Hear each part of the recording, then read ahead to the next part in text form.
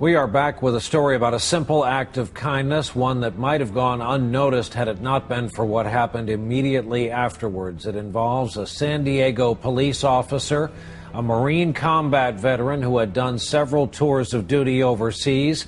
As it turned out, it was far more dangerous to be back at home.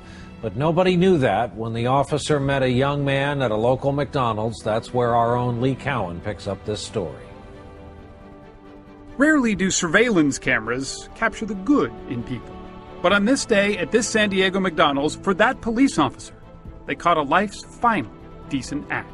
There's an officer shot. There's an officer shot. Just after leaving that McDonald's, Officer Jeremy Henwood was gunned down, just sitting in his patrol car. A crime made even more incomprehensible by the fact he had just returned from Afghanistan and served 2 tours in Iraq as a U.S. Marine.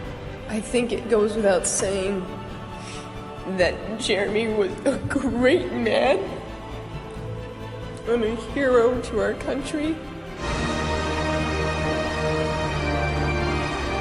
Thousands turned out for his memorial service, where there were tales of his bravery and chivalry. But it was the last thing he ever did that summed up the way he lived. 3 minutes before he was killed, he's buying lunch for some little kid he doesn't even know.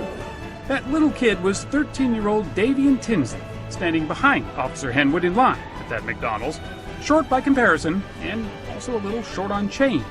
I asked him for 10 cents, and he said, "What's 10 cents for?" And I said, 3 cookies. And he said, "Well, I could buy the 3 cookies for you."